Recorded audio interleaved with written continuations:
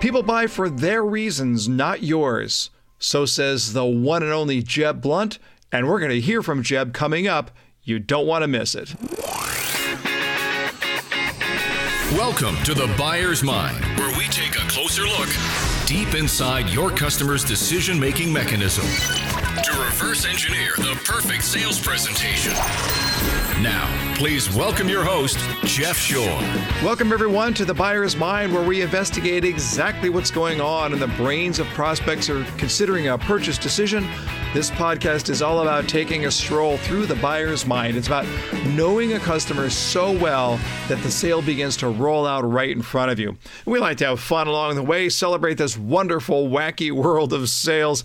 I'm your host, Jeff Shore. You can read the full bio in the show notes, or you can visit jeffshore.com. While you're there, you can make sure to sign up for our free video newsletter. It comes out every Saturday morning with a little inspiration, motivation, education to help you on your sales journey. I'm joined by our show producer, as always, Mr. Paul Murphy. Murph, how are you today? Doing great. How are you? I'm doing great. So, Murph, let me just ask you, what is your IQ? I think it's about 110, but it's been a while since I've been tested.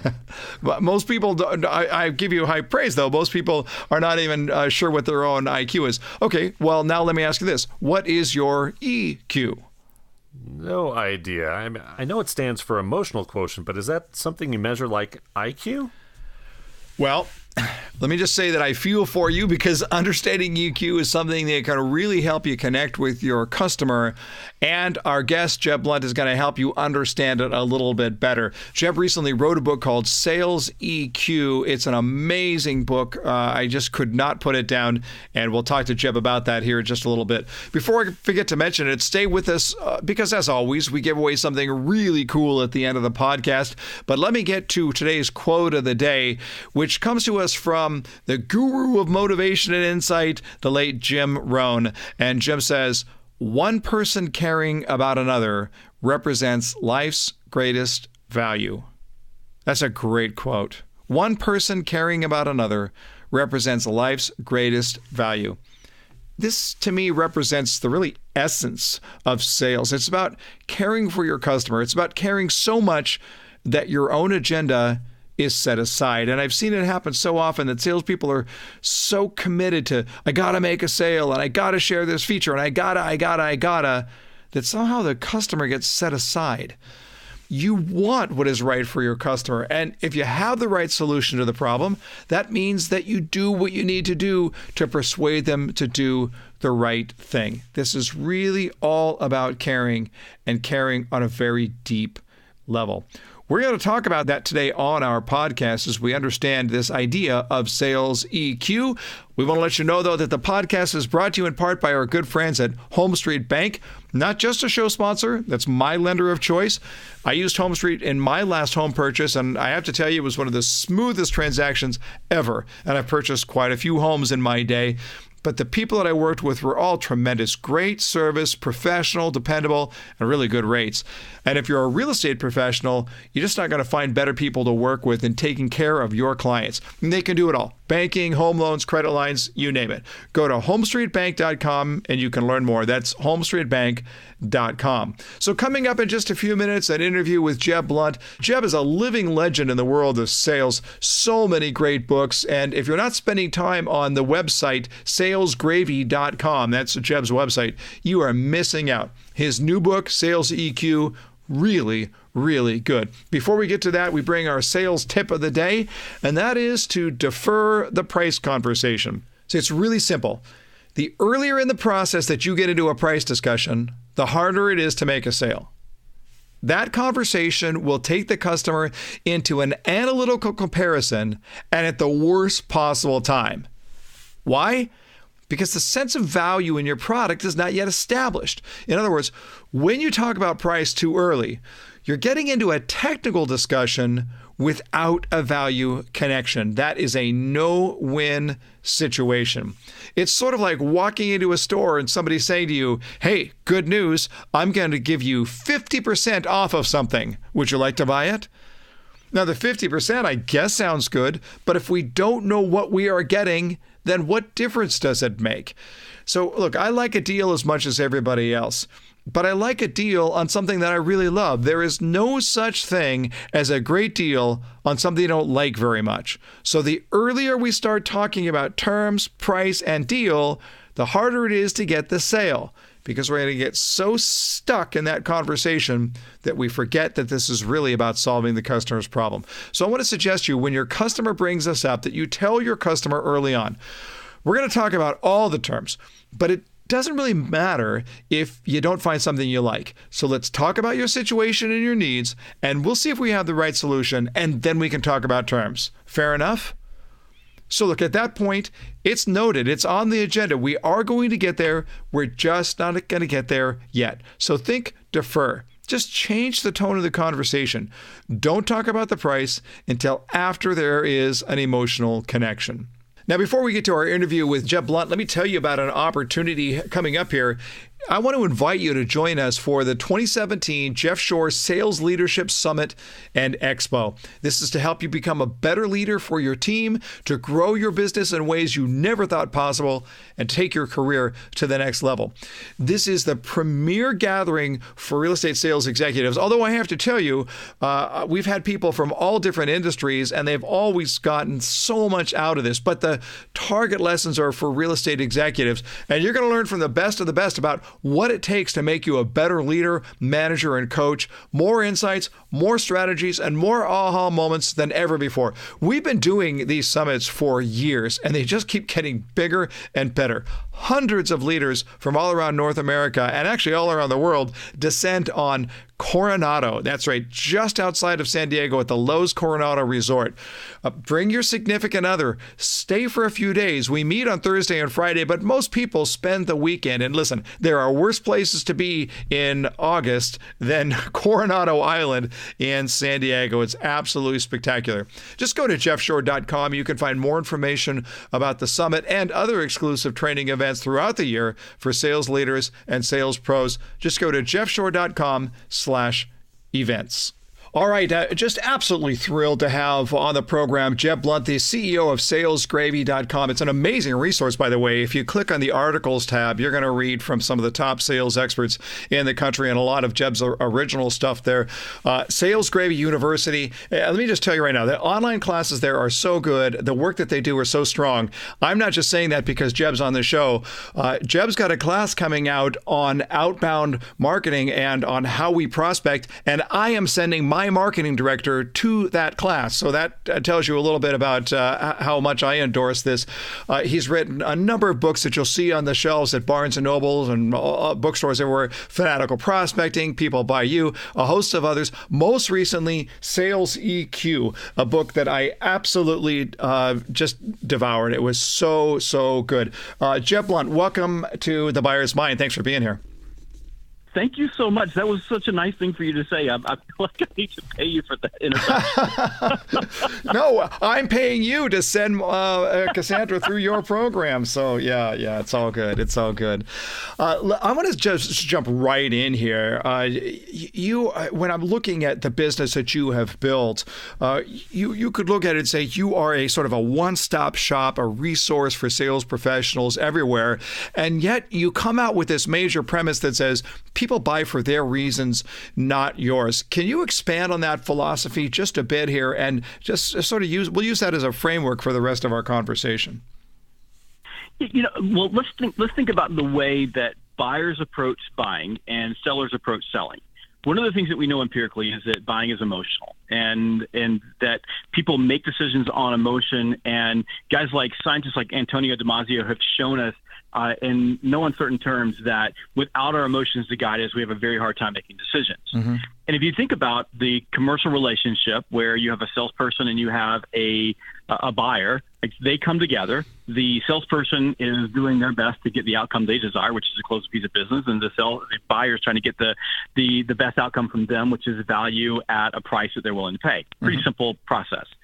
But if you think about the way that a seller typically approaches a buyer, the seller typically approaches with a pitch, and the buyer typically approaches with emotion. They're asking, do I like you? I mean, it's the very first thing they ask. Do I like you? And the seller is starting off with, here's all the reasons why you should buy from me, blah, blah, blah, blah, blah. Mm-hmm. And there's, first of all, nothing more unlikable than a human being that's talking at you. So you got that problem to begin with. You're already out of sync. And then as they go on, the seller continues to pitch, and in a lot of cases fails to ask reasonable questions of the buyer, like what's important to them and what's emotional to them and what do they want to do and buy and why are they buying. And they don't really ask those questions. And so what happens is the seller keeps pitching or pushing onto the buyer what the seller thinks is the reason why the buyer should buy versus the buyer's reason for buying, which is why no matter what type of sales that you're in, the most important part of any sales conversation and the sales process as a whole is discovery. And even though it's the least sexy thing about selling, we always talk about closing the deal or prospecting for more business. Mm-hmm. But discovery, like getting to know them and asking questions and having the patience to do that, that's what gives you the ability to understand why your buyer will buy. And you're exactly right.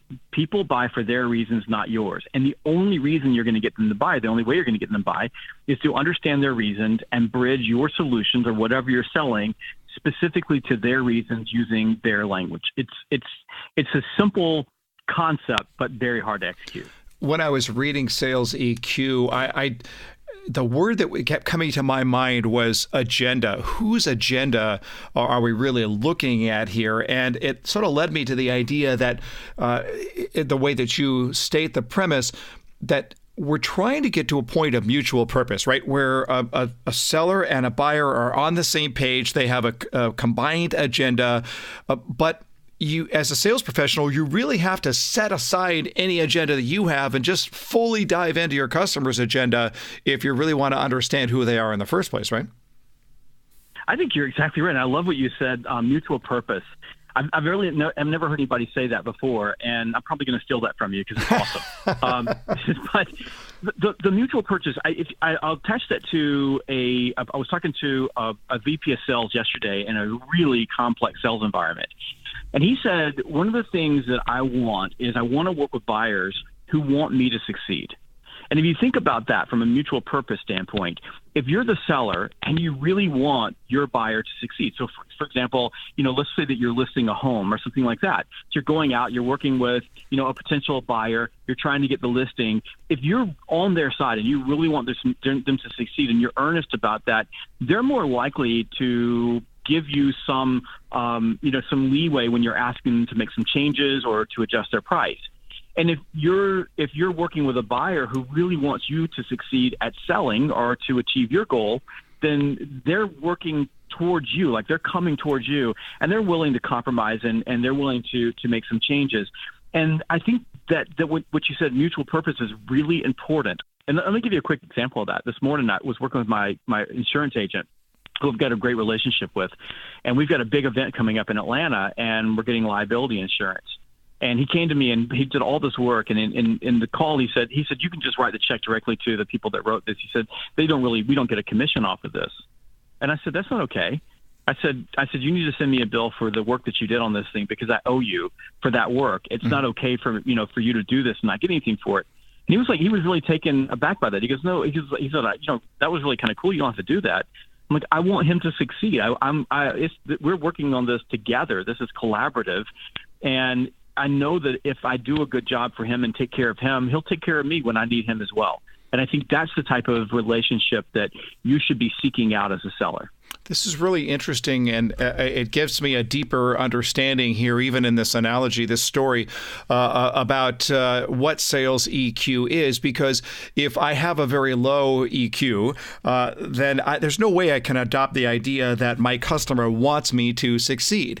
And yet I'm thinking about, I was speaking at a conference recently, it was a real estate conference, and there was a group of people who had recently purchased a home. We had 5 of them up on stage, and I moderated this conversation. It was really a lot of fun because they were just very open and honest. And one of them said, there was another home that I liked better, but I didn't want to work with that salesperson. I wanted to work with my salesperson. and I looked at it and I went, in real time, I was thinking, that makes no sense at all. Here, you're making one of the biggest purchase decisions of your entire lifetime. That salesperson is only with you for a short time. You're going to live in that home for a long time. you bought your second choice home because you like the salesperson more, it doesn't make logical sense. And you know what? It doesn't. But that speaks to the idea of how important the emotion is and the reason why people want to buy in the first place. Going to the idea that you just said, you want each other to succeed. That's a beautiful statement. You're exactly right. I mean, and that tells stories all through the book of situations where buyers just made decisions that just don't make any sense because they like the salesperson better. One of the biggest deals, one of the opening chapters, I talk about one of the biggest deals I ever sold in my life. And I mean, the commission check was so big on the deal that I bought a 5,000 square foot home in cash with the commission check. And I had enough left over to go buy a beach house. That's how big the commission was. Mm-hmm. And we worked for months and months and months to close this deal. And when we finally closed it, after some, heart-wrenching, anticipation of getting the deal done, I asked the buyer, like, why did you do this? Why did you choose me? And the guy went back and said, well, you had this meeting with your whole team, and we ate, barbecue off of paper plates, and we all sat around and talked, and my team just felt like you guys were a lot more like us. And I'm thinking, I spent almost 2 years of my life. I did every possible financial calculation you could run. I had an entire team of engineers working on this thing, and the dude bought from me because he liked us and he thought we were more like them. The human similarity bias, right? Yeah. If we were more similar to him, the way we just operated, because we were kind of low key and we ate barbecue off plates, then our paper plates, the guy would be, he would like us more. Yeah. And that just tells you that, so many of the things that we think about why people buy is just so wrong. I mean, we're just so wrong about everything. That's not to say that process doesn't matter, and it doesn't say that the mechanisms for selling don't matter, because they do. But what those things are for us, if we use them correctly, is their emotional litmus test along the way that tell us whether or not we're moving in the right direction. Are we finding that buyer that we want to work with? Is that person advancing through the deal with us or not? And if we don't have those things in play, what happens is we become, blind to the obvious. And Kahneman, who's one of the scientists that I quote in the book often, in his book, Thinking Fast and Thinking Slow, one of my favorite quotes in that book, he said that, human beings are blind to the obvious, and we're blind to our blindness. Mm-hmm. And salespeople in particular, because everything we do is so emotional, we're blind to our own emotions and our own biases. So all the things that we talk about in sales, like the mechanisms of sales, those type of things, those should become your touch points, your litmus test, your milestones along the way that allow you to gain the awareness to know whether or not you have that type of relationship and whether or not what you're talking about is important to your buyer. Are you selling for their reasons, not yours? Mm-hmm. Yeah. But Thinking Fast and Slow, one of my favorite books. We've referenced it many times on this podcast. If you haven't read Michael Lewis's book, The Undoing Project, about the relationship between Daniel Kahneman and Amos Tversky, it's absolutely fantastic. But I love that whole premise that, it's one of the great illusions in life that we actually understand the world. We can't even understand our own brain, let alone understand the world. And it speaks to the idea that if your customer doesn't really understand how they make decisions, if you think you can logic your way through this, you're probably in trouble. And you mentioned earlier, you mentioned, Tomasio, the whole idea of somatic markers and this concept that these feelings in the body associated with our emotions that will lead to the actual physical manifestations, a rapid heartbeat, the anxiety, nausea, as we go through this process. It speaks to how emotional our customers are. And yet you see salespeople who, if they were really zoned in, if they were paying attention, if they had a strong enough sales EQ, they would see these things. They just miss them. They just move right past them. And I think, again, it's because they have their agenda, which is not necessarily associated with the customer's agenda. Well, they have their agenda, and they also have their own emotions. So this is what's so unique about selling. And this is why when we talk about sales EQ, we talk about sales-specific emotional intelligence, because there's no relationship that you have in life that is similar to the buyer-seller relationship. It's completely different. It's separate from everything we do. You know, both parties are emotional. Both parties are trying to get their own outcome. Both parties are driven by disruptive emotions that create illogical decisions and illogical behavior. And for salespeople, the reason that they miss those things is because they're so inwardly focused and they're so driven by their own destructive emotions. And that's why, if you really think about being able to get into the buyer's mind, to coin your phrase for your podcast title, to get into your buyer's mind, what you have to do is begin to control your own emotions so that you are able to rise above them so that you can gain that level of awareness. And we don't have time to do this in a podcast, but getting control of your emotions is really difficult. And the reason is that your emotions happen without your consent. They're happening whether you want them to happen or not. Your only option is to be aware of them, rise above them, and get control of them. And this is really important for sales professionals. No matter what you sell, you must really understand this. In every sales conversation, in every sales interaction, it is the human being in that conversation that has the greatest control of their emotions who has the highest probability of getting the outcome that they desire. This one little piece, if you get that, then you can own the world, and you will be able to move into your buyer's mind, and you will be able to influence their behavior and their decisions for the right reasons. In Sales EQ, along those lines, you state that there are these 4 pillars of sales-specific emotional intelligence: empathy, self-awareness, self-control, sales drive. First of all, is that list in order of importance? Empathy, self-awareness, self-control, sales drive? Not necessarily. Mm-hmm. So if we were to list it in importance, I would say self-control comes first. Like the ability to be disciplined, and I define discipline as giving up what you want now for what you want most. So if I'm in a conversation with you, so for example, you're a buyer and you say something, and I really want to pitch you on something because I feel like I've got a solution right there. That's what I want most, is to talk. But discipline, right, self-control says I'm willing to hold back and allow the buyer to continue to talk and put that away someplace else and manage that impulse to feel important, or to show them how smart I am, or to go ahead and go for the jugular to see if I can close the deal in that particular moment.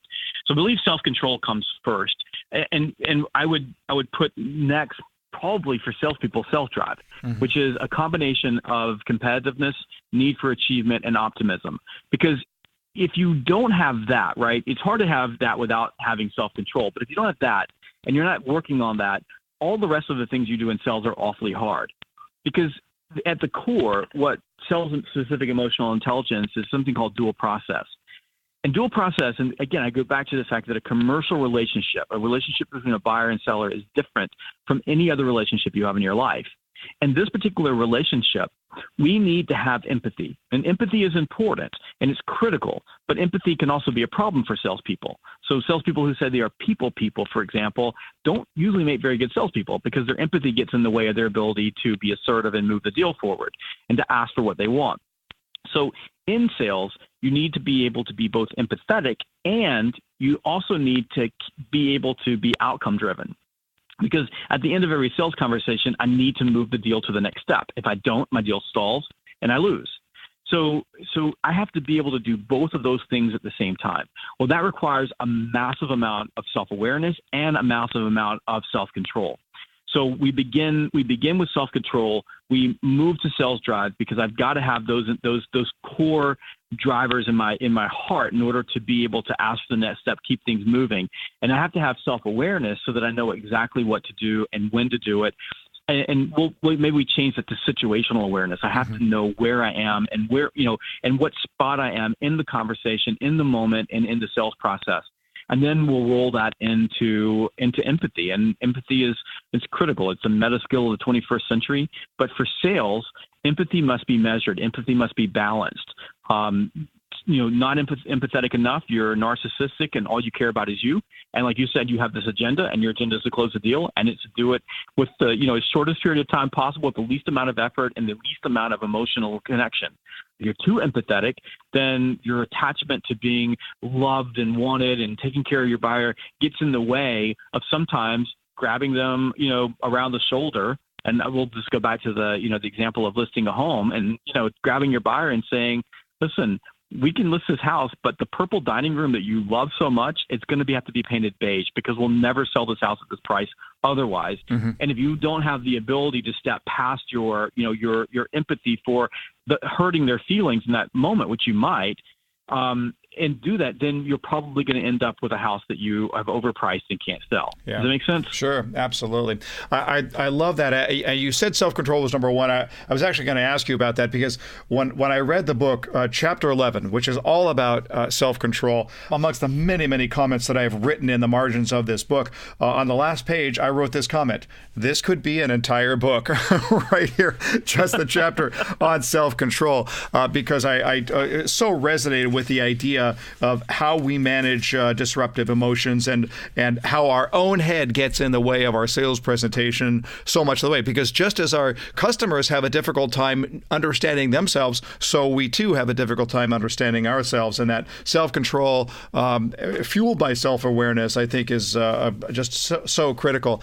Let's take it in that direction, though, because you talk in Chapter 11 about managing disruptive emotions. And specifically, I'm just going to read the quote: sales EQ is the ability to manage your own disruptive emotions while at the same time accurately interpreting and responding to the emotions of stakeholders. Break that down a little bit. Define the term disruptive emotion. Well, if you think about it, it's pretty simple. Let's run fear. Fear is a disruptive emotion. Impatience is a disruptive emotion.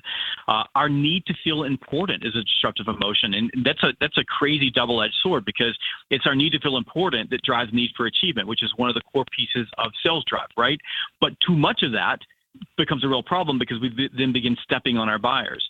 In uncertainty, doubt, attachment, and attachment's a really big problem. So, for example, let's go to competitiveness, a core part of sales drive. High competitiveness is critical for being great in sales. However, if you become too attached to winning, what happens is you'll end up maybe winning the battle but losing the war. You may win an argument with your buyer, but you'll lose them forever because they don't want to buy from you anymore. They'll be like the example you gave earlier. I just didn't like that person, so I bought a house that I didn't really want from someone that I like better. Mm-hmm. And if you look at, you can get past that and start looking at our cognitive biases.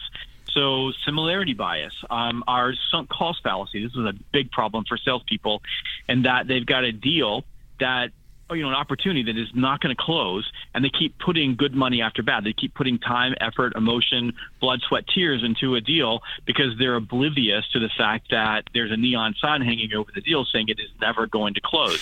That's a disruptive emotion. Mm-hmm. Our ability to, our bias, our confirmation bias, which I think is a really bad problem for salespeople, and that instead of seeing the clues, it would tell us that something is wrong here, like this buyer's not that into us, or they don't really want us to win, or they're not matching our effort, or they're not really emotionally engaged. We look for all the clues that tell us what we want to hear.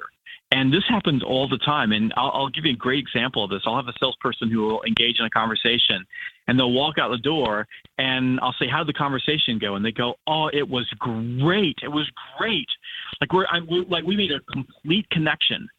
And at that moment, like when they're saying that they are so completely unaware of the fact that they spent the entire time talking, because they feel good because they spent the entire time pitching, which makes them feel important because they're getting to talk, and they walked away feeling that they had a great conversation. Meanwhile, most of those deals stall because a buyer walks out and says, "I really like that person. I'm not exactly sure what it is about them, but I don't like them." And sometimes they go, "That schmuck just spent the entire time talking, didn't even ask me a question."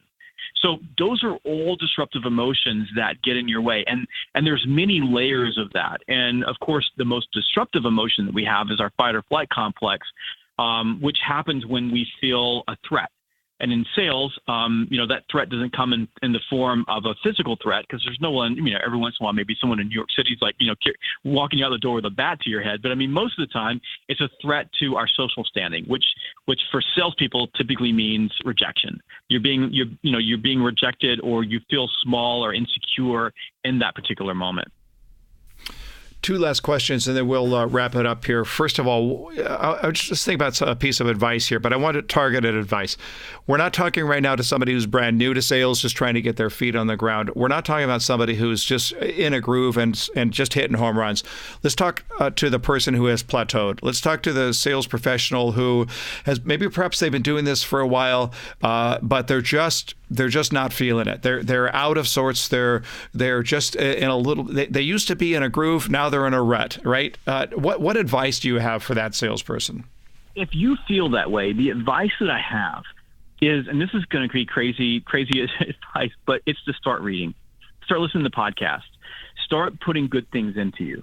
Because I can give you a prescription, go do these things, but that's not going to change until what you're putting in changes. When I find people who have stalled, I had this conversation yesterday with a group that hired me to come spend some time with them, and they have a veteran sales force.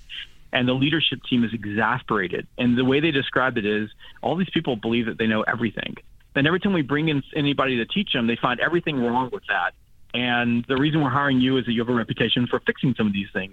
And as I'm listening to them, I'm like, I've been there and heard this a million times. I mean, it's the veteran salesperson who either overtly says, I know it all, or it's just in their attitude. And my prescription is always the same. You have to start putting better stuff in, because what goes into your ear hole and in your eye hole will typically come out of your mouth hole, right? And it will make you feel better. That would be my first thing. The second thing is I would take a good look around you, because the world is changing. And if you are in a situation where you are stuck in a rut, somebody is going to disrupt you. They're going to disrupt your life. They're going to take your job. They're going to steal from you.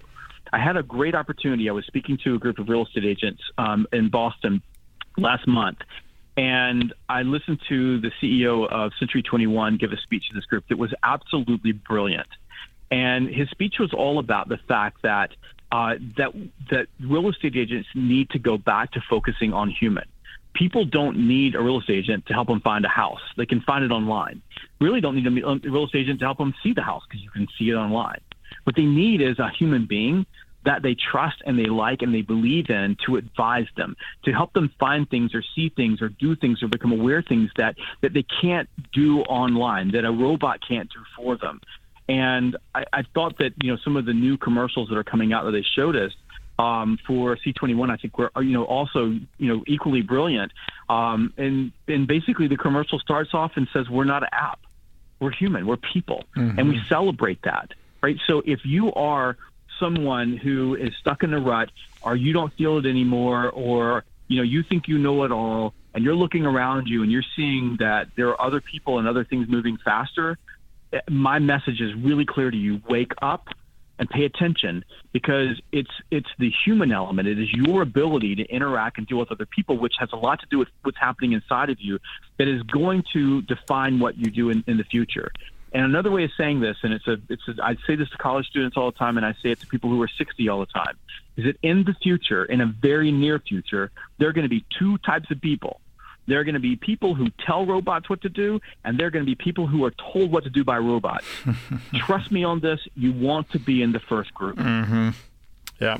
Love it, love it, love it. And the application today is you don't have to think forward to robots. You can think about that right now. Last question, and this is off the subject of sales EQ or sales in general. I'm going to throw you a hard slider and see if you can hit it here, Jeb. So there are a lot of people out there that would look at it and say, I like being me, but if I couldn't be me, I'd kind of like to be Jeb Blount. You've got a really, really successful organization. You do very, very well for yourself. You are, by all measures in the business world, an overwhelming success. So much of this has to do with our self-paradigm, with how we see ourselves. Our actions and behaviors are always an extension of the way we see ourselves. What is it about you? And I know I'm asking you to basically brag on yourself a little bit, but I think our audience really wants to know, what is it about you and people like you who are just uber successful that just see the world and the possibilities of the world seemingly different than everybody else? I'll give you a couple of things. I mean, that's a really difficult question. It's a relatively simple formula. Number one is I believe that I'm supposed to succeed. I just have this core belief that I was put on earth to be successful. I fail constantly. I mean, I fall flat on my face. I mean, 5 minutes before the call, I was late on this because I fell on my face and made a mistake and then got looped into something. So I fail all the time. And when I fail, I believe that it happened for a reason. And I look at the world and say, if this was supposed to happen, you're supposed to learn from this. I'd look at it and say, what do I supposed to learn from this, and keep going. And versus people who fail, and a great example of that, all the people that you've written, a book, and you've had people come to you and say, hey, how do you do that? Or I've been trying to write a book my whole life. Well, they write a paragraph, look at it, throw up all over it, and quit writing for the next month. If like sales EQ, you're talking all about it. I was talking to Mike Weinberg yesterday, and he goes, "You were so nervous that people would hate this book." He said, he was laughing at me. I go, "Yeah, I was terrified because if you'd seen this book last summer, it was awful. It was just a terrible book." Right. But you work at it. And so I'm going to give you this. The next part of the formula is I'm just relentless. I never stop. I work probably more than any other human being that I know. It's never over. And if I get on something, I won't stop until it gets done. And I don't know that was something that I developed. I may have. I just have always been that way. And I just don't let anything get in my way. And that's not always a good thing. And that is definitely something where at times I need an emotional intelligence check, because I've got people around me who don't share the same sort of level of drive, and it gets in the way. But that's it. I mean, I wish I could tell you that there was some really cool thing, but it's just that. No, but I'll tell you what. If you look at it, you say you have a very strong belief in your sense of purpose, and you are relentless in pursuing that belief. That's it. That's the secret sauce right there. Jeb Blount, absolutely amazing. I want to encourage everybody, go to salesgravy.com. It's an amazing resource. While you're there, look at Sales Gravy University, but then you got to buy the book Sales EQ. And I'm going to just encourage you, when you buy the book, read it with a pen in your hand. You're going to want to write questions of yourself in the margin. This is an active book. This is a book that you might be looking at and saying, well, what can I get out of this book? But you really want to look at it and say, what can the book get out of you? It's an amazing work. Jeb, I know your time is very, very valuable. Thanks for spending time with us today on The Buyer's Mind. Thank you so much. I really appreciate it. Thank you. Well, Murph, I was pretty blown away right there. That was amazing stuff, wasn't it? It was. I mean, a very energetic guy and very inspirational. Yeah, that's absolutely right. I am fired up having listened to him. I just love the concept of you want each other to succeed. And I confess I've not spent a lot of time thinking that my customer wants me to succeed as a salesperson. But let me throw that back to you, Murph. When you find a salesperson that you really like, do you think that that's going on deep inside, that you really want your salesperson to win? I do. I want my salesperson to succeed at whatever they're doing just because I like them. But if they're off-putting, then I'm not going to root for them as much. Mm-hmm. Yeah, sure. Yeah. Absolutely. It was also interesting to think about the relationship between a salesperson as a customer as what Jeb called a completely unique relationship, that there's really nothing like it. And when you think about it, I'm guessing for our listeners here right now that you're resonating with that it's very difficult to find that strong connection and compare it to anything else that we do. And then finally, just his final thoughts there. I believe I'm supposed to succeed. I just think about that for just a moment. He says, he said, I was put on this earth to be successful. Well, I would look at that and say, why would not everyone have that same thought in their heart? Now, look, you could define success however you want to, because Jeb is a workaholic. He is relentless. He never stops. He works harder than him. He said that. That's fine. You may not want to pour as many of your hours into your work, into what it is that you do, but success comes in a lot of different ways. And he says, I believe I am supposed to be successful. What a tremendous thought to have in your head when you get out of bed. Whether you look at it and said, I believe that I am supposed to be successful in my work, or in my parenting, or in my relationships, or in my faith, or in my service, or whatever it happens to be. That's just a tremendous way to be able to look at the world. So once again, our thanks to Jeb Blount. That was fantastic, and we will definitely take him up on his offer and bring him back up on the show here very, very soon. Well, let's head into the home stretch here. Let me just ask you this question as we wrap up today's podcast. Are you having a bad day? Listen, sometimes in sales, we have a bad day. Things go wrong. It's just part and parcel to the sales gig. But what do you do? Because if you transfer negative energy to your customer, you already know how that's going to turn out. In fact, you have to have enough positive energy for you and for the customer. But what do we do? Because we're human beings. We have bad days. We have things that go wrong in our lives. And I'll tell you, Years ago, I'll never forget this. It was a Sunday afternoon, and I'm a dog person. I've always been a dog person, and I had a dog who passed away, and it was under very difficult circumstances. I'm not going to share the whole sad story. Let me just say it was a very sad story. Monday morning, I had to stand up in front of a group of sales professionals, and I had to give my best. Well, how much do you think I wanted to do that? I mean, look, I love what I do. I am just so blessed to be able to do what I do. But I'll tell you, I was there on that Monday morning, and I was struggling. And the last I checked, the market for sales trainers and consultants and speakers who are depressed and down and gloomy is not very good, right? So there's a lot at stake here. But I also knew that these people had given up their day to spend with me. How do I do this? What do I do? And I made a conscious decision to use my customers as therapy. That is, I decided that for that presentation, I was going to so pour myself into the sales professionals that were in front of me that I would not have time to think about my dog. I was going to use this session to say, I'm going to get away from myself. I'm going to set my issues aside, and I'm just going to zone in. I'm going to 100% focus in on that customer who is sitting in front of me. And you know what? It was a great day. I mean, it was fantastic. So let me make that suggestion to you. If you're having a tough day, if things aren't going particularly well for you, if you're down, take yourself out of the equation. Make this all about your customer. And in so doing, you're going to have the opportunity to change their world. All right, well, listen, at the beginning of the show, I told you that we were running a contest.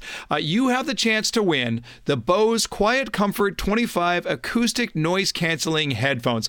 I love these headphones. I wear them when I'm traveling. I wear them when I'm listening to podcasts or when I want to hear the strongest quality in my music.